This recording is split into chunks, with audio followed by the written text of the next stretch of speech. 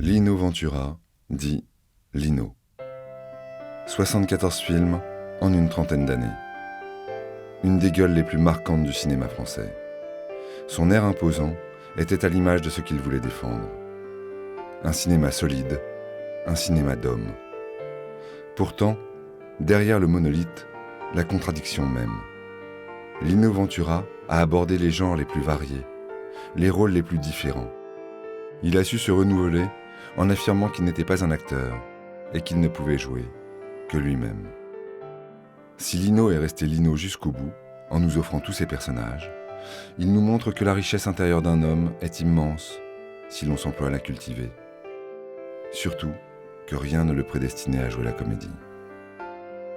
Ventura, on peut dire que c'est un autodidacte, à tout point de vue, et même dans sa découverte du cinéma. C'est-à-dire que lorsqu'il arrive en France, il a 7 ans, dans son quartier à Paris, il va aller régulièrement au cinéma. Mon père a toujours été un passionné de cinéma. Et même avec nous, moi, il m'emmenait voir Cassavetes alors que j'avais que 12 ans. Hein. Je ne comprenais pas tout, à Cassavetes. Et ses modèles, ça va être Humphrey Bogart, ça va être James Cagney, ça va être Spencer Tracy, et puis un peu plus tard, déjà Jean Gabin. Bien entendu, à l'époque, il ignorait qu'il se retrouverait face à lui et qu'il deviendrait un de ses proches. Il a 16 ans, Ventura, lorsqu'il pousse la porte d'un gymnase et qu'il découvre cette discipline, qui est une discipline, une vraie discipline sportive, la lutte gréco-romaine. C'est un sport qui ne rapporte pas d'argent. Donc, qu'est-ce qui se passe à ce moment-là ? Aux États-Unis, mais aussi en France, il y a une nouvelle discipline, un spectacle dérivé de la lutte qui s'appelle le catch. Donc, Lino va opérer la bascule de la lutte au catch. Il va devenir catcheur, donc avec des règles différentes. C'est un sport, mais c'est aussi quelque chose plus ou moins de truqué, le catch. Donc on est déjà dans la dimension du spectacle. Même si ce n'était pas le catch d'aujourd'hui, ça restait quand même un certain spectacle. Et donc il a eu une relation privilégiée avec le public. Et déjà sur le ring, le public était pour Lino. C'est ça qui est incroyable. Il était adoré du public. Mais à 31 ans, après un combat, on le relève avec une jambe brisée en 2 endroits. Lino est obligé d'abandonner la compétition et de mettre un terme à sa carrière. Dès lors, il devient organisateur de matchs. Un jour, l'assistant de Jacques Becker, l'illustre réalisateur de Casque d'Or, vient lui rendre visite. Il cherche un vrai dur pour son prochain film. À l'époque, les films se faisaient beaucoup avec des coproductions italiennes. Et alors on avait besoin d'un Italien dans le film. Ça ennuyait mon père de prendre un Italien avec accent italien, etc. Et on lui a parlé, c'était son assistant, Marc Morette, à l'époque, qui lui a dit « On connaît un mec là, qui organise des matchs de catch, qui a une vraie personnalité, tu devrais l'essayer. » Je dois dire que je suis parti de chez moi avec une intention absolument ridicule. D'ailleurs, c'était peut-être la réaction timide, je ne sais pas, enfin c'est de la self-défense. En peu de mots, ça voulait dire ceci, je vais au studio, mais le premier qui je lui casse la tête et je reviens à la maison. Pourquoi est-ce que je dis ça? J'en sais rien, c'est complètement idiot. Alors que je suis arrivé là-bas et au contraire, j'ai vu que des gars fantastiques. Il m'a appelé dans sa loge le premier jour du tournage où il tournait, et il m'a dit écoute, moi, je voudrais que emmène-moi voir Gabin. Alors, bon, d'accord, alors j'ai été prévenir Gabin que Lino voulait le voir. Et j'ai amené Lino chez Gabin. Je dois dire que même Gabin était assez épaté de la facilité et l'aisance qu'avait Lino tout de suite. Et on a l'impression que c'était un type qui avait déjà fait 15 films, quoi. C'était prendre Lino qui avait fait un film, d'accord, mais qu'on a surtout axé à l'époque la publicité, le truc sur Gabin. J'ai rencontré Lino Ventura sur un film de Henri Decoing qui s'appelait Le Feu aux poudres, avec Charles Vanel, Raymond Pellegrin, il y avait Peter Van Eyck aussi, Dario Moreno. Et je crois que j'étais pratiquement la seule femme. Je devais avoir 19 ans, j'étais mes débuts, je venais de sortir du conservatoire. Alors après, j'ai fait la connaissance de Jacques, qui lui, évidemment, avait déjà mis Lino sur la voie du cinéma en lui donnant le second rôle masculin dans Touchez pas au Grisby, où il était magnifique. Touchez pas au Grisby est un succès. Et comme le racontait Michel Audiard, personne ne savait son nom, mais tout le monde l'avait remarqué. Lino repart pourtant s'occuper de ses lutteurs et de son atelier de confection de layettes. Les scénarios affluent et il continue à tourner en interprétant des seconds rôles déclinés de celui qu'il tenait dans le Grisby, gérant seul ses contrats. Il n'avait pas besoin d'impresario ni rien, et parce qu'il avait peur de passer à côté de quelque chose de bien. Comme c'est un homme très perspicace, et sans doute sur les conseils peut-être un peu de mon père aussi, c'est qu'il n'a pas accepté de faire n'importe quoi. Malgré son manque d'expérience et les rôles qu'on lui propose qui se ressemblent, Lino est plébiscité par le public et les critiques. Pour eux, il possède quelque chose de plus que les autres, qui ne le limite pas au second rôle. Ce que Lino amenait, enfin ce qu'on peut voir dans tous ses films, c'est une sorte de force tranquille, apparente, parce qu'il était infiniment plus fragile qu'il n'y paraissait. Et c'est ce qui faisait son prix, d'ailleurs, à mon avis. Et il avait une humanité vraiment étonnante, parce qu'il avait un regard de cocker, finalement, derrière une apparence de gros dur. Je pense qu'il est naturellement lui-même, avec un petit truc en plus qui fait que c'était Lino Ventura. Voilà, et c'est dans ce petite chose en plus qu'il y avait tout. C'est une sorte de fil à plomb. Il est toujours juste au bon moment, toujours. Il demandait qu'on lui ouvre le rideau, qu'on lui allume la salle. Et il était comme ça en scène, il regardait, il faisait... Ah. J'y arriverai pas. Je pourrais jamais le faire, ça. Et c'était extraordinaire, parce que ça, il m'avait dit, moi, je pourrais jamais jouer au théâtre et je pourrais jamais faire. Je suis pas un comédien, je suis pas un acteur. Ah, si, il dit, non, mais moi, ça, je pourrais pas. Ce que vous faites, moi, je pourrais pas. Il n'y a pas de doute que Lino a été très inspiré par le jeune Gabin. C'est indiscutable. Et il le respectait, il l'admirait, justement parce qu'il y a des choses qui ressemblaient au tempérament de Lino. Gabin, c'est pareil, il y avait une pudeur aussi. Il n'y aurait pas Gabin dans des films où il y a des scènes un peu osées ou des scènes de vulgaires. Gabin surveillait ses rôles. Je ne reconnais pas du tout mon père dans Gabin. Mais du tout.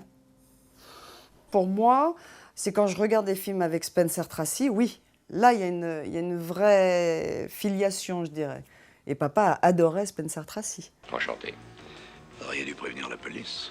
Eh oui, je sais bien, mais je vous dis, j'avais pas de preuves. À la fin des années 50, Ventura continue de s'imposer. On l'aperçoit dans Ascenseur pour l'échafaud, mais après cette succession de durs à cuire, il va enfin composer un personnage trouble dans un nouveau film de Jacques Becker, Montparnasse 19. Où il jouait le marchand de tableaux qui venait rafler alors que Jeanne et Buter ne savaient pas que Modigliani était mort. Mais ça, c'est une scène que Jacques Becker a inventée. Mais Lino a fait ce marchand de tableaux où c'était la dernière scène de la fin où il raflait tous les tableaux de Modigliani. Et il était extraordinaire. S'il avait le génie de ça, mon père, de prendre d'un seul coup des gens qui n'étaient pas du tout faits pour faire un personnage. Il a pris cet homme qui était déjà... Là, il était déjà dans une carrière, Lino. Et il lui a demandé ça comme un service, de tourner ce personnage qui n'est pas un personnage prépondérant, forcément, dans Montparnasse 19. Mais c'était cette stature, cette espèce d'homme de l'ombre, avec cette stature, cette forme-là qui était derrière toujours, où on sentait une espèce de fausse. Un vrai salaud, hein. Avec une avidité. Je me souviens, il y a longtemps que je n'ai pas vu le film, mais je me souviens qu'il passait, il disait oui, je prends. Parce que ses gestes, quand il choisit les tableaux et tout ça, il les faisait merveilleusement. Parce que c'est un gestuel aussi, Lino. Ah ben, Montparnasse 19, moi j'aime beaucoup le personnage, mais c'est vrai que moi, personnellement, étant très très proche de lui, je ne le reconnais pas du tout. En 1958, Bernard Borderie lui propose enfin un premier rôle dans Le Gorille vous salue bien. Lino l'accepte, c'est un énorme succès. Parce qu'on lui a donné d'abord des rôles quand même de brute épaisse, démolisseur d'armoires, mais c'était juste dû à son physique. Oui, cet homme, c'est de la dynamite. Une sorte de force de la nature. Une force de la nature contre laquelle on ne peut rien, ou presque. Et surtout quand il a fait Le Gorille, alors là, ça a été encore pire pour lui. Et on est entré pour prendre un verre dans un bistrot, et tous les marins qui étaient là, pour la plupart des Espagnols et des Portugais. Et il y avait un film de Lino qui venait de sortir, qui était Le gorille vous salue bien, et qui avait eu beaucoup de succès. Et alors, il y avait tous les types qui disaient « Oh, El Gorilla! El Gorilla !» Et alors, Lino entrait dans le restaurant, tous les types... Il a tout de suite dit stop parce qu'on lui a proposé un pont d'or pour faire le deuxième gorille. Il a dit non parce que... Et c'était très courageux parce que c'était la première fois qu'il était en tête d'affiche. Et de dire non, le cinéma aurait pu lui fermer la porte au nez. Hein. Ventura abandonne la suite du gorille. Il poursuit sa boulimie de tournage où ses rôles se suivent sans se ressembler. On peut ainsi retenir Le chemin des écoliers de Michel Boiron avec Bourvil et Alain Delon, ainsi que Marie-Octobre de Julien Duvivier. Mais c'est Classe tout risque de Claude Sautet qui amène cette humanité qu'on sentait prête à éclore chez Ventura. Pour la première fois, Lino apparaît comme un anti-héros et c'est bouleversant. C'est papa qui a demandé que ça soit Sautet. D'ailleurs, ils n'ont pas voulu. Claude Sautet voulait plus faire le film, finir le film. Enfin, c'était terrible. Il voulait devenir plombier à un moment. Claude Sautet à la fin du film. Il dit non, je peux plus, parce que les producteurs n'étaient pas d'accord avec sa fin. Il s'est retrouvé sur le divan de papa en dépression, en disant c'est pas possible, je veux arrêter le cinéma, je veux faire plombier. Ventura va développer à partir de Classe tout risque une expression qui lui est propre. C'est l'un des acteurs qui exprime le mieux le désarroi et l'incompréhension.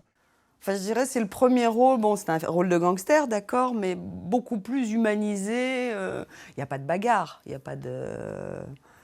C'est beaucoup plus humain. Classe tout risque montre que Lino Ventura peut élargir son registre.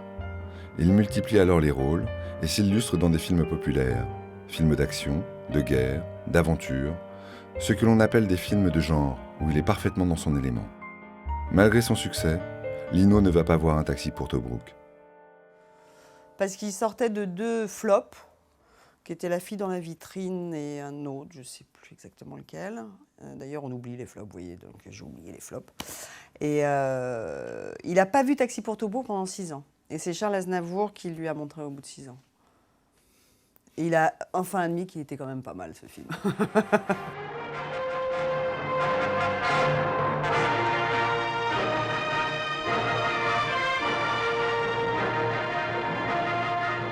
On avait affaire à 3 grands professionnels, enfin je parle des acteurs, de Blier, Lino et Jean-Paul. Lino adorait son rôle de camionneur. Et il avait mis un peu pas son béret, mais une sorte de chapeau en arrière, un peu à la manière du béret de marin de Tobrouk. Et il adorait cette gazelle, qui était ce camion qu'il conduisait. Il adorait, il s'en est séparé difficilement. Et il y avait surtout entre Audiard, entre Verneuil, et Jean-Paul et Lino, le courant passait en permanence, c'était des plaisanteries perpétuelles sur le plateau, mais dans un travail sérieux. À partir du moment où il se regarderait jouer la comédie, il serait antinaturel et il ne serait absolument pas efficace. Sa première vraie comédie, disons-le, c'est Les Tontons Flingueurs. Ces mecs-là auraient quand même pas la prétention d'engourdir le pognon de ma nièce, non? Si c'est notre pognon qui sont en train d'arroser les petits comiques, ça va saigner. Les Tontons Flingueurs est un film qui respecte les valeurs traditionnelles. Les Tontons Flingueurs, moi je sais que j'ai des jeunes amis d'ailleurs qui connaissent des répliques de Tontons Flingueurs et qui vous les servent comme ça. Et si vous me parlez des Tontons Flingueurs, dans ma tête, j'ai eu toujours l'impression que je l'avais fait. Que c'était un film que j'avais fait. Il a été intégré. Alors, il dort le gros con? Con, ça ose tout. C'est même à ça qu'on les reconnaît. Lino s'épanouit dans la dérision de son emploi d'armoire à glace. Il ajoute au rire en l'interprétant de façon très sérieuse. Porté par le triomphe des Tontons Flingueurs, il va enchaîner 3 autres films avec Lautner. J'ai rencontré Lino pour un film avec Lautner. C'était Les Barbousses. Moi, tout de suite, ce que je voudrais dire de Lino, c'est que j'ai toujours trouvé que c'était un charmeur. Si je ferme les yeux et si je pense à lui, il y a son sourire qui arrive tout de suite. Moi, j'ai eu des relations assez amusantes avec lui. Comme j'étais la petite, j'étais plus jeune, je pouvais me permettre une forme d'insolence avec lui. et il l'acceptait très bien. J'essayais d'être le plus glamour possible au 2e degré. Lautner nous poussait justement à aller le plus loin possible, à être dans une forme d'excès de jeu. Donc c'est là où Lino était toujours un petit peu en demande de retrait. Je ne suis pas sûre que Lino était toujours en harmonie avec la mise en scène. On était dans une époque qui était une époque très particulière. C'était l'époque des Beatles, c'était l'époque des Peace and Love, tout ça. Et je pense que Lino n'était pas dans cette...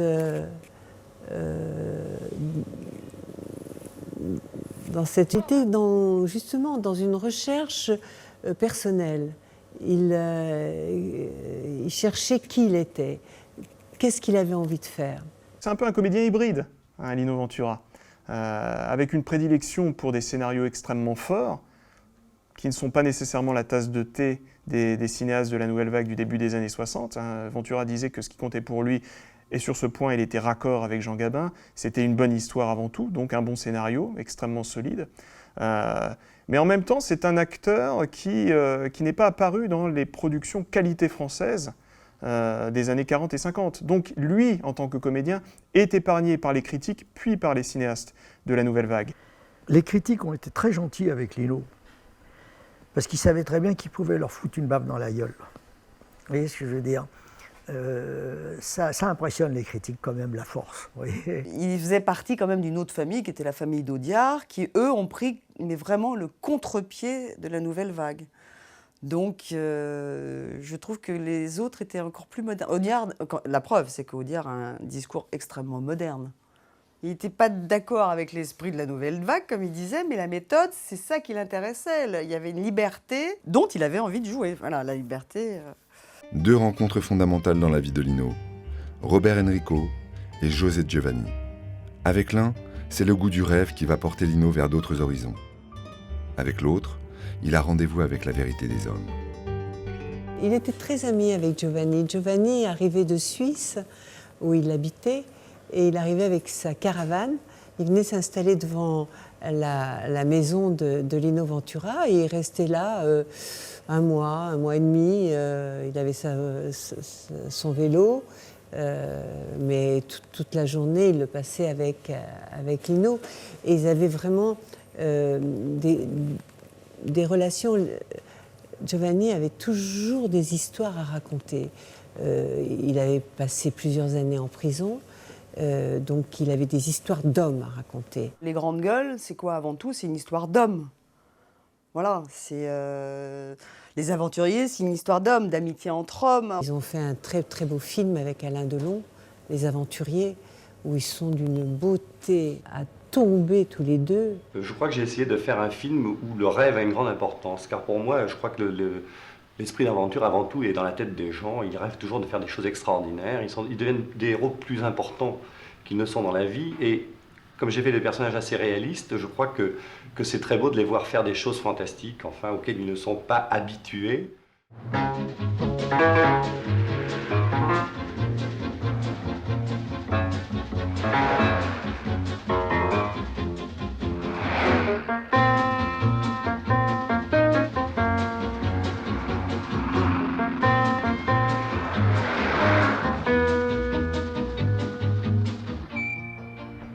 Attention, ça c'est dangereux, hein.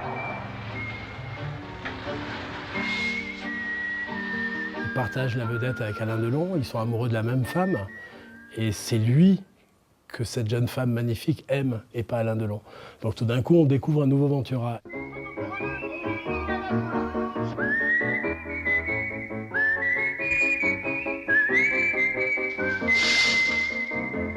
Romancier, dialoguiste, scénariste, José Giovanni marque de son empreinte le cinéma en puisant dans son vécu des récits et une crédibilité jusque-là inédits. Une petite dizaine de films créditeront Ventura et Giovanni au générique. En 1968, Giovanni passe lui-même à la mise en scène avec Le Rapace. La maîtrise de Giovanni dans le registre du film noir provoque la rencontre logique entre Lino Ventura et Jean-Pierre Melville. Quand il rencontre Jean-Pierre Melville au milieu des années 60, on peut dire qu'ils se rencontrent, ils se retrouvent sur un certain nombre de valeurs. Parce que Melville avait créé un monde complètement imaginaire, de gangsters, de truands avec un sens de l'honneur qui n'existait que dans son imagination. C'était un dur, c'était quelqu'un qui adorait s'embrouiller avec ses acteurs pour après se réconcilier et qui leur menait la vie dure. Il y a une scène où Lino Ventura court, entame un 100 mètres, et Melville a fait accélérer la machine pour que Ventura ne l'attrape pas. Hein. Je crois que c'est un train, il court après le train, et il lui a fait rendre ses tripes. Et Ventura en a voulu à Melville, qui bien entendu ne l'avait pas prévenu. Jean-Pierre Melville, c'est quelqu'un qui n'aime pas que l'on discute ses scénarios. Hein, c'est quelqu'un qui veut tout contrôler sur ses films. Or, Lino Ventura adore discuter lorsqu'il ne comprend pas les motivations du personnage, lorsqu'il a à redire sur certains éléments de dialogue. Il adore discuter avec ses metteurs en scène. Pour lui, c'est capital, c'est essentiel. D'où l'incompréhension entre ces deux personnes. D'un autre côté, Lino Ventura est tout à fait conscient de ce que Jean-Pierre Melville peut lui apporter en tant que metteur en scène. Il respectait beaucoup Melville, il admirait beaucoup Melville, mais il n'aimait pas Melville. Melville ne lui correspondait pas. Parce que Lino était extrêmement franc du collier, était direct. Le moins qu'on en puisse dire, j'ai été également l'assistant de Jean-Pierre Melville, pour qui j'ai une admiration sans borne. Mais le moins qu'on en puisse dire est que Melville était l'ambiguïté personnifiée. Et Lino me disait, on ne sait jamais ce qu'il pense, ce mec-là. Après Le Deuxième Souffle, véritable monument du film policier, ils vont se croiser une nouvelle fois pour L'Armée des Ombres. Robert Enrico considérera ce film comme l'un des plus beaux de l'histoire du cinéma français. Je ne puis croire que les histoires dont les témoins se feraient égorger. Mais ces témoins-là, ont-ils seulement existé ?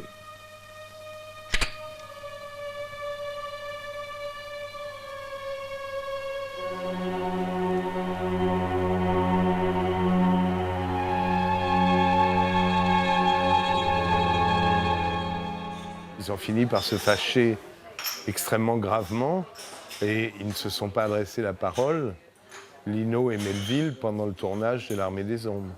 C'était deux maniaques. Et ils n'ont pas cédé.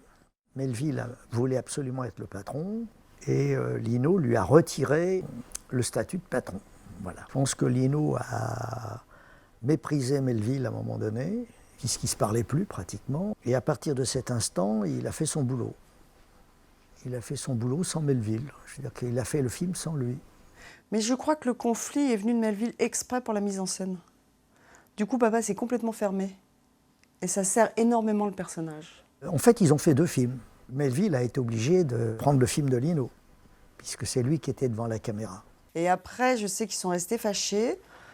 Mais quand Melville est mort, papa a beaucoup regretté de cette fâcherie.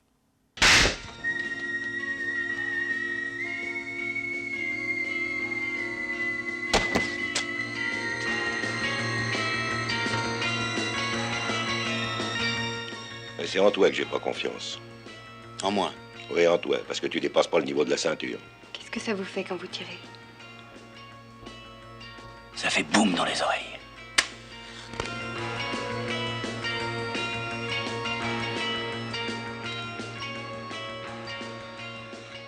Après le triomphe du clan des Siciliens, il tourne un nouveau film avec Enrico où la magie n'opère pas avec Bardot, et un film policier malheureusement méconnu avec Giovanni. Deux autres personnalités vont alors entrer dans la vie de Lino. Claude Lelouch et son premier assistant, Claude Pinoteau. La rencontre avec Melville a rendu Lino Ventura encore plus exigeant avec les scénarios qu'on lui donne à lire. Il a franchi un pas. Et puis, il ne se laissait pas entraîner facilement, Lino. Il discutait des scénarios, il discutait avec les... Il fallait que ça lui plaise, il fallait qu'il soit convaincu. Moi, je sais qu'il y a des metteurs en scène qui me disaient qu'il était assez difficile parce qu'il est pinailleur. Hein. Toujours cette confrontation difficile au parc de Montretout, dans sa villa, où il était dans son fauteuil directoire et nous, face à lui, dans un canapé qui était plus bas que son fauteuil, et en contre-jour en plus. C'est bien que c'était un moment, une sorte d'épreuve difficile. Il laissait raconter les auteurs, il bourrait sa pipe, il allumait, il écoutait, il n'interrompait pas, il laissait parler jusqu'au bout. Puis à la fin, il disait « Bon, mes enfants, bah, c'est très bien, mais sans moi. » Et quand il discutait, après, quand tout le monde était d'accord, il y allait carrément. L'aventure, c'est un film sur le désordre, un film où on dit tout et son contraire. C'est à la fois un film réac, facho. Voilà, j'avais envie de faire une grande récréation sur l'époque qu'on était en train de vivre et que je ressentais profondément dans ses contradictions. Et donc je voulais faire une comédie.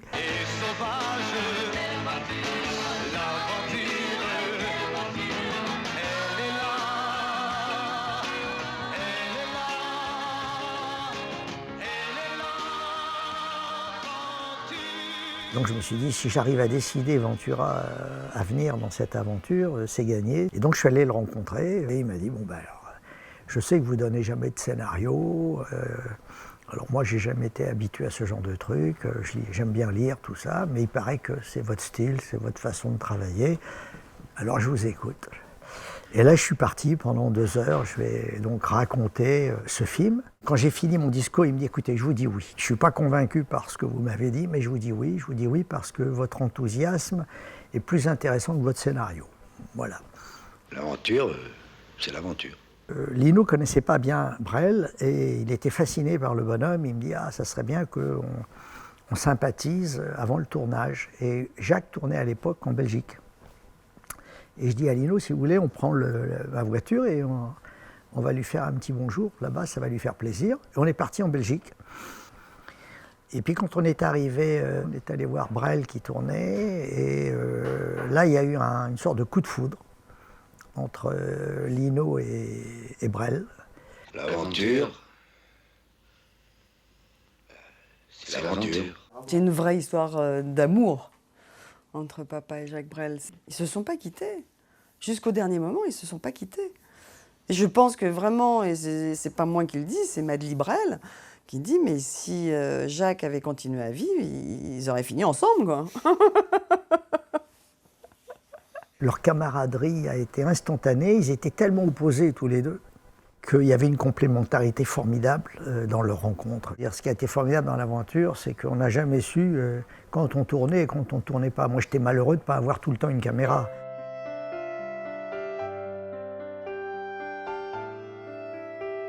À la fin de l'aventure, c'est l'aventure, nous sommes rentrés à Paris. Et à un moment donné, je dis à Claude, c'est mon court-métrage, maintenant c'est l'heure, on a projection. Claude dit à Lino, Lino, excuse-nous, mais en effet, il y a le court-métrage de Claude qu'il faut que je voie, alors on va interrompre la réunion. Et là-dessus, il nous dit, ah bon, parce que moi, je n'ai pas le droit de voir le film de Claude. Et à la fin de la projection, il dit, mais je cherche un metteur en scène. Claude, je vais te proposer. Alors, je dis, c'est gentil, Lino, et qu'est-ce que c'est comme histoire? Il me dit, je te passe le bouquin, tu me diras ce que tu en penses.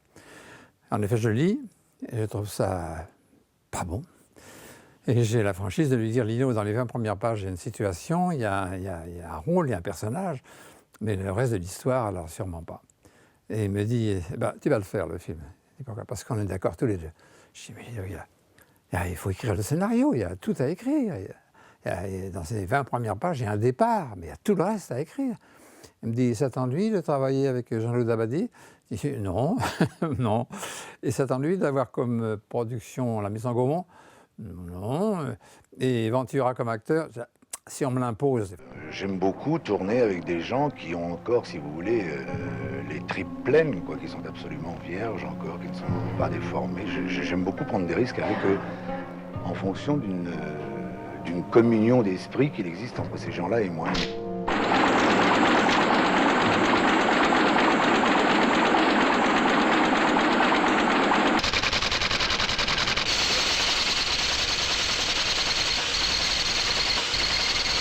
On lui a fait un rôle sur mesure, qui était tellement proche de lui. Et Lino a toujours aimé ces personnages un peu solitaires, qui doivent se défendre dans la vie. Ça ressemblait un petit peu à ce qu'il avait été dans son enfance. C'était le petit Rital à Marseille, qui était isolé parce qu'il parle très mal le français. On lui fait une projection privée au studio de Billancourt. Je me souviens, il était dans ce fauteuil club. Il avait posé sur la couloir son carnet, son stylo pour prendre des notes. Et nous étions, Jean-Louis et moi, derrière. On était tous les trois dans la salle. On lance le film. Et moi, je surveillais tout le temps le carnet. Bon. Et pendant tout le film, le carnet, il l'a laissé, il n'a pas touché à son stylo. Et à la fin, quand la lumière s'est rallumée, il est resté à un moment donné immobile. Et puis, tout d'un coup, il nous a tendu la main, il nous a broyé la main à Jean-Louis et à moi. Et il était très content.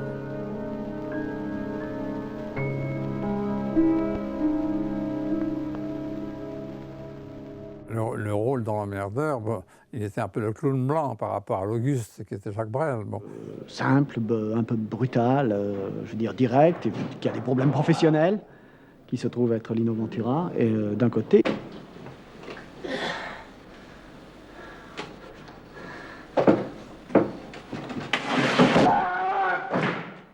Et de l'autre, Pignon, qui est ce brave représentant de commerce qui a des malheurs, qui a des chagrins d'amour, mais en réalité qui souffre d'abord de solitude. C'est un homme qui a été abandonné par sa femme, et c'est pas le simple fait que sa femme l'ait abandonné qui le fait souffrir, mais c'est surtout le fait qu'il soit retrouvé seul. Et il s'accroche au basque de ce tueur en croyant que ce tueur est son ami. Il concrétise une amitié qui n'existe que dans son imagination. Il a dit, mais c'est pas possible, faut pas sortir ce film, c'est pas drôle. Ils avaient même peur de la sortie et Mouchkine a dit non, il faut qu'on sorte le film au mois de septembre. Et papa avait tellement peur de ça, il est parti en Anjou, dans sa maison, et il dit je ne veux pas le savoir, je ne veux rien entendre. Et c'est le producteur qui l'a appelé en disant bah écoute, tiens, il y avait des applaudissements, et il n'en revenait pas, papa n'en est pas revenu. Mais là où ils n'étaient pas contents, c'est Jacques Brel qui n'était pas content que ça s'appelle L'Emmerdeur. Parce qu'il disait, mais tu comprends, moi, je suis quand même Jacques Brel, on peut pas, L'Emmerdeur, j'ai écrit des jolies chansons. on peut pas appeler ça L'Emmerdeur. Ben, ça s'est appelé quand même L'Emmerdeur. Mais ça a été compliqué pour eux, parce qu'à l'époque, la RATP, la régie de la RATP, la régie publicitaire de la RATP, a refusé les affiches. C'est un con.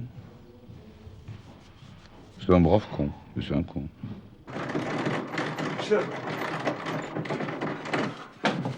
Monsieur Milan! Donc un rôle de composition de A à Z. Pas de A à Z. En ce début des années 70, Lino Ventura n'a plus rien à voir avec le Lino des débuts. Il s'est libéré. Avec La Bonne Année de Claude Lelouch, il va nous offrir l'un de ses plus beaux rôles. On ne l'a jamais vu si détendu, si souriant. Lelouch exploite totalement le naturel du comédien. Le film est tourné très rapidement, en 4 semaines, et c'est une merveille. Vous n'auriez pas préféré que cette connaissance qu'il a de vous l'amène à faire de vous, pour une fois, autre chose qu'un truand? Ah, je l'attendais, celle-là. Je l'attendais, mais je ne veux pas vous répondre, vous serez très surpris, je crois. 1973, La Bonne Année, le nouveau film de Claude Lelouch. Quand on a attaqué La Bonne Année, en plus il était en confiance, alors là il m'a fait cadeau du rationnel, de l'irrationnel, je pouvais lui demander n'importe quoi. Vous faites des beaux cadeaux, vous? En général, oui. Quand ça me plaît. Oui, mais là, c'est un peu cher comme cadeau. C'est jamais assez cher, un cadeau. J'ai l'impression que vous ne connaissez pas les prix, monsieur. Non, mais je connais les dames. Première scène, la scène où il m'achète la table, où on est en train de négocier le prix de la petite table, il paraîtrait, après je l'ai su après, qu'il avait dit que Lelouch avait dit à Lino, tu lui dis ça. Et on verra si elle répond, si. Et moi, je ne savais pas du tout ce qu'il allait dire. Donc, et ça donne un charme fou à la scène. J'avais tellement parlé avec lui, il avait un côté macho, tendre, que j'adorais. Claude disait, écoutez, la scène est écrite, on la met dans la boîte. Moi, je ne fais pas des économies de pellicule, puisqu'il était son propre producteur. Donc, elle est sécurisée, elle est dans la boîte. Et maintenant, vous vous amusez. On refait la scène, et puis vous vous amusez, vous inventez. Et en général, c'est toujours les scènes un petit peu improvisées qu'il a choisies. Et c'était facile avec Lino. Vraiment, vraiment facile, parce qu'on avait une grande complicité, une grande simplicité. On avait... C'était comme frère et sœur, quoi. On s'entendait très bien, quoi. Pour la scène avec Fabian dans le lit, il a fallu que je me batte. C'est la seule fois où j'ai eu un petit problème. Parce qu'il me dit, mais non, on n'a pas besoin de cette scène de lit. Je lui dis, si, j'en ai besoin. Et alors il me dit, écoute, on tourne et puis je te dirai si c'est utile ou pas. Et puis au bout de 3 jours de tournage, il m'a dit, je suis d'accord pour le plumard, je vois ce que tu veux dire. Bon, et en plus, c'était une scène de plumard très gentille. Hein. Il me caressait la joue, je lui caressais la joue comme ça. Il était torse nu et il est évident que nous avions eu une scène très chaude avant, quoi. Et c'est vrai qu'il était très pudique. Je voulais absolument qu'il soit en présence d'une femme en train de se libérer. Il y avait cette libération de la femme qui était en pleine expansion à l'époque. Et c'est vrai que les machos avaient du mal à vivre ce moment-là. La Bonne Année raconte cette histoire entre un bloc et quelqu'un qui a le sens des nuances. François Sabian, Lino Ventura, ça restera une de mes plus belles histoires d'amour. Oui. Il a pas beaucoup joué les amoureux. Mais là, il était amoureux, je crois. Oui. Il était dans les bras de Christina Yanda dans Espion, lève-toi, mais c'était un baiser au coin des lèvres. Moi, j'ai tourné beaucoup de scènes d'amour avec Lino. Moi, j'étais nue dans un lit, lui était habillé. Donc je lui disais, mais c'est très étrange. C'est comme ça dans la vie, chez toi? J'avais l'impression qu'on tournait une cascade. Et il était vraiment, bon, il appréhendait ça. Bon. Et donc arrive le moment où nous tournons, il arrive jusqu'à la fin, et tout d'un coup, on lui avait tellement dit de l'embrasser avec force qu'il a pris le visage dans le jet, il a embrassé. Au moment où il a arrêté, elle a repris sa respiration et elle s'est mise à hurler « Lino kisses me, Lino kisses me ». Il m'embrassait parce qu'elle savait qu'il n'avait jamais embrassé au cinéma une femme sur la bouche. Lino était comme un collégien, il était tout rouge, bon, et moi très embêté. On a une prise, on la verra en projection, mais j'aimerais bien que tu en fasses une deuxième, quand même, où il y ait moins de... Je dirais pas de brutalité, mais de force. C'est ce que vous m'avez demandé, Jean-Claude. Oui, d'accord, mais enfin, tu ne te rends pas compte. Mais là, ça a été vraiment... là, on choisira en projection, mais on va en faire une un peu plus tendre. Voilà, où tu mets autant d'amour, mais moins de force, mais de la tendresse. Voilà.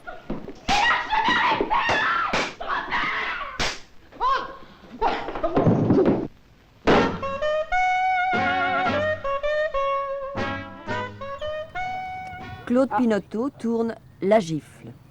Il y a pas mal de gifles, il y en a plus d'une, il y en a beaucoup. Une gifle de Lino Ventura, ça doit faire mal. Hein. Je crois, oui. On m'a bien prévenu, vu que Lino Ventura est un ancien catcheur, que s'il me filait sa main dans la figure, je ne me relevais plus. Les gens ne croiront jamais que je suis un professeur d'histoire géo, à Louis le Grand. Et pourtant, les gens l'ont cru. C'était l'époque qui venait un peu après mai 68, donc il y avait des dissensions entre certains groupes d'étudiants. Et lui, il disait, j'ai des choses à leur enseigner, mais je n'ai plus rien à leur apprendre. C'est une situation qu'il aimait beaucoup, parce qu'il aurait fait ça dans la vie. Et donc tout collait à son tempérament, à sa manière de vivre, à sa manière d'envisager la vie, de ne pas se laisser faire, de réagir s'il y avait lieu. Et le film a été le succès que vous savez. C'était en plus la découverte d'Isabelle Adjani, dont c'était le premier grand rôle. Et ils se sont merveilleusement bien entendus. Il était comme un père avec elle, il l'a aidé. C'est donc que vous avez tourné avec Lino Ventura. Il y a eu le clap, et puis vous êtes trouvé en face de ce monsieur qui est quand même, oui.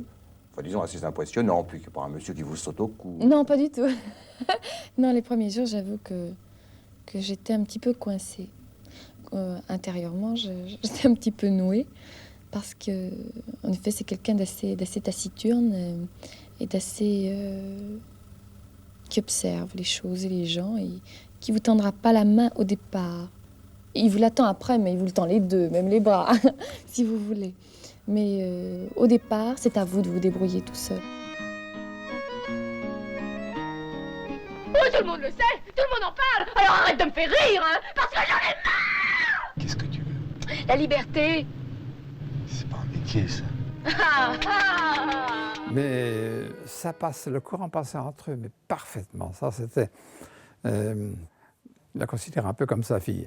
Sauf que, disait, elle me dit des choses, dans le dialogue, si ma fille me disait ça, je la défigure. Bon. Vous savez, une fessée n'a jamais fait mourir personne. Il y a un moment dans le film, je me souviens, que sa fille était partie et tout, et donc il la cherche, donc il cherche Isabelle, et il vient dans ma petite chambre de bonne, il me trouve avec une autre fille, et il me prend par mon peignoir, et il me colle contre le mur. Et la première prise, il m'a collé contre le mur. Je me souviens qu'il y avait un compteur électrique. Le compteur électrique est tombé. Il m'a complètement plaqué avec le mur. Le compteur électrique a explosé et mon épaule, je vous en parle pas. Il me fait « Je t'ai pas fait mal ?» Non, non, Lino, non. C'est vrai que les rôles de Lino dans le duo Dabadi-Pinotto est formidable. Je pense qu'il connaissait vraiment parfaitement papa. Donc c'est drôle parce que mon père, qui n'avait pas eu de père, il lui faisait jouer des rôles de père. Ventura est au top. La Gifle occupe la première place du box-office. Et Lino remporte à nouveau le succès avec Adieu poulet. Si j'ai envie de rêver, moi. Quoi? Je veux croire que j'ai une chance en face de l'Ardate et lui rentrer dedans. Vous allez en prendre plein la gueule. Oui. Mais je vais me marrer un bon coup, mon petit camarade. Et à mon âge, faut pas rater ça.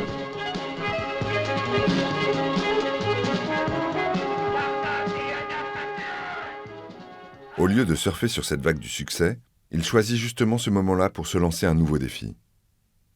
Il s'aventure hors des sentiers, entre guillemets, du cinéma commercial français. Il fait un film d'auteur. C'est un cinéaste italien dont on parle beaucoup à l'époque. Il a eu la Palme d'Or avec l'affaire Mattei, tout ça. Et c'est un polar, certes, mais c'est un polar non seulement très sophistiqué, mais très politique. Et c'est un peu contraire à tout ce que disait Ventura avant, genre qu'il ne voulait pas se mêler de politique, tout ça. Lino ne pensait pas du tout que c'est le rôle d'un acteur de participer à la vie politique. Il avait plutôt, je pense, l'impression de défendre une position morale plutôt qu'une position politique. Le film est un énorme succès, et public et critique, et on se dit que ça va lui ouvrir les portes d'une énième carrière. Et bizarrement, c'est comme si ça lui faisait peur, et pendant lui qui tournait 2-3 films par an, pendant 2 ans, il ne tourne pas du tout. Parce qu'on dirait qu'il ne sait plus quoi tourner, c'est-à-dire que le rôle était tellement riche, le film tellement complexe, ambigu, tout ça, qu'il y a pris beaucoup de plaisir et qu'il aimerait retrouver autre chose.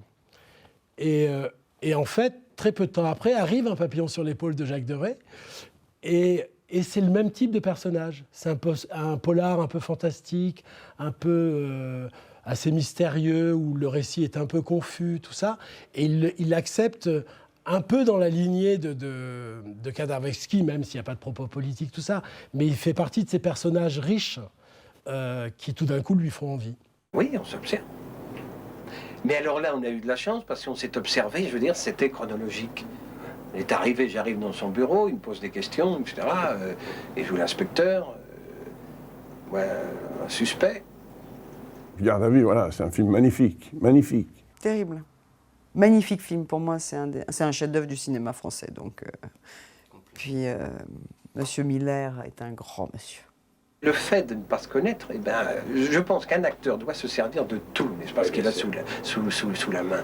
Eh ben, c'était, pour moi, je trouve que c'était une condition qui, dans ce film, était formidable, parce que on s'est observé. Il y a Romy Schneider en arrière-plan, et puis il y a ce formidable talent conjugué de Claude Miller et de Michel Audiard pour écrire sur un autre registre, encore une fois, celui de l'identité, de l'autre identité, l'identité cachée. Et ce Ventura poussant Serrault dans ses retranchements. Je sais que ça a été un tournage très éprouvant, hein. Justement à cause de ce huis clos. Je sais que papa et Serrault ne se parlaient pas trop sur le tournage. Ils étaient chacun dans leur réserve. Non pas parce qu'ils ne s'entendaient pas, ils s'entendaient très très bien, mais leur personnage demandait beaucoup de concentration. Et là, je pense que c'est ça qu'il voulait faire. Je pense que c'est ce genre de personnage qu'il voulait devenir. Je pense que là, il a été en harmonie complète avec lui-même. Garde à vue est un film qui marque profondément les esprits en 1980, qui ne renouvelle pas l'image de Lino Ventura auprès du grand public, mais qui la conforte, alors qu'il s'interroge à ce moment-là, alors qu'il, d'une certaine façon, il est un peu fatigué du cinéma. C'est quelqu'un qui tourne énormément, qui n'a commencé le cinéma qu'à 35 ans passés, mais qui a déjà tourné plus de 60 films. Il n'a pas eu le César. C'est le seul sur le film. C'est le seul sur le film qu'il n'ait pas eu, et ça je dois dire. Moi je sais que je regrette une chose, et j'ai toujours eu un petit truc comme ça. Lui pas, mais moi oui. Par rapport à lui, c'est que sur Garde à vue, si Serrault n'a pas Ventura en face, on ne donne pas pareil. Garde à vue place la barre tellement haut que pour la première fois de sa carrière, Lino n'enchaîne pas les tournages. Les sujets qu'on lui proposait lui plaisaient moins, les choses changeaient, peut-être que les scénarios évoluaient, le cinéma évolue sans arrêt, et donc peut-être que cette évolution lui déplaisait. Mais moi je tourne plus parce qu'il n'y a plus il y a plus de personnes qui écrivent des histoires d'hommes, quoi. C'est du parisianisme, ils ne sont pas sortis de leur 16e, qu'est-ce qu'ils vont aller raconter des histoires d'hommes? Ils n'y connaissent rien. Et il disait, mais ces gens-là n'ont pas souffert. Pendant des années, Robert Hossein lui propose, il ne veut pas le faire, à cause de l'ombre tutélaire de Jean Gabin, qui avait joué Jean Valjean dans le film de Le Chat Noir. Et finalement, il finit par se laisser convaincre.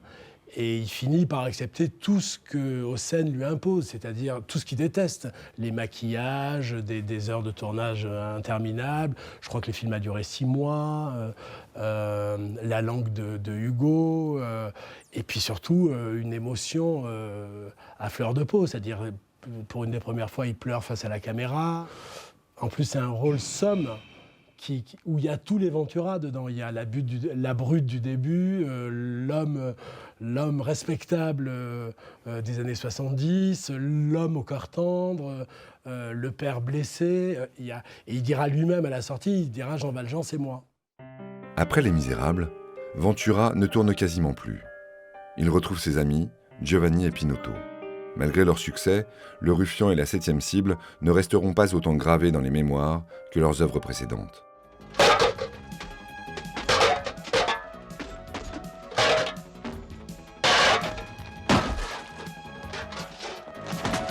Ventura, en cela, n'est guère différent d'Alain Delon ou de Jean-Paul Belmondo qui auront énormément de mal à se renouveler dans les années 80. Parti Lino Ventura de cette élite d'acteurs, ils n'étaient pas plus de 5 ou 6, qui faisaient recette sur leur nom. C'est-à-dire, on allait voir le dernier Ventura, comme on allait voir le dernier Belmondo ou le dernier Louis de Funès. C'était ça.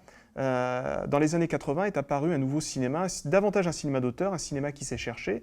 Ça s'est traduit par une perte d'affluence dans les salles, notamment. C'était un peu la fin du Star System, et Ventura incarnait parfaitement ce Star System.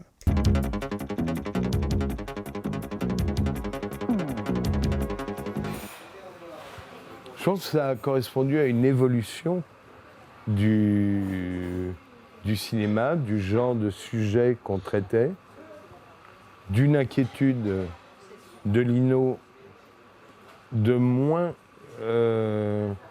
rencontrer des scénarios qui lui correspondaient tout à fait, qui correspondaient à des valeurs qu'il avait envie de défendre. Plus ou moins confusément, c'est chez lui.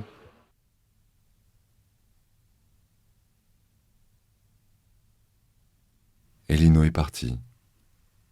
Plus exactement, il s'est vu partir. Comme si cette fragilité qu'il s'appliquait à dissimuler sous sa carapace d'homme fort, cette fois-ci prenait sa revanche. Il nous manque beaucoup, même sur le plan amical, il nous manque terriblement. Un comédien prodigieux sans avoir fait une seule école de théâtre au cinéma. Il est encore très connu, même par les jeunes. Parce que les jeunes, évidemment, c'est le film américain, Star Wars et tout ça. Mais on dit Lino Ventura, on sait très très bien qu'il existe, Lino Ventura. Puis il a fait quand même beaucoup de films. Il a appris son métier en le faisant. Il a appris à devenir un grand acteur en faisant des rôles qui étaient peut-être moins intéressants que d'autres. Il était très intelligent, donc Il est allé à l'école toute sa vie. Et je pense qu'il a appris beaucoup de choses. Lui, il avait sa famille de cinéma. Voilà, il avait Dabadi, il avait Audiard, il avait Pinotto, il avait plusieurs petites familles comme ça, mais aujourd'hui, je ne suis pas sûre. Et la méthode de travail a changé. Avant, c'était Audiard ou Dabadi qui avaient des histoires et qui lui amenaient et qui disaient, bon, Pascal Jardin pareil, en disant, tiens, on a ça, ça t'intéresse? Oui, il commençait à écrire pour qui? Pour Lino. Maintenant, le scénar, on colle les acteurs sur le scénar, donc c'est pas du tout pareil. Je crois qu'il aurait eu envie de continuer à travailler avec Miller, à travailler avec des gens, avec Sauté peut-être, à faire des films construits, avec des sentiments et des dilemmes. Je pense qu'il aurait aimé faire aussi continuer à faire des films policiers, peut-être avec Marshall. L'humanité de Lino Ventura est toujours palpable. Il a fondé l'association Personnage, qui depuis plus de 40 ans ouvre de nouvelles maisons permettant l'accueil et la prise en charge de personnes handicapées. L'œuvre de Lino est là. Elle est aussi dans les films, où par sa curiosité, son humanité et son éthique, il a démontré qu'il pouvait atteindre des cimes en restant lui-même. Que lui-même. Une montagne fragile. Un homme.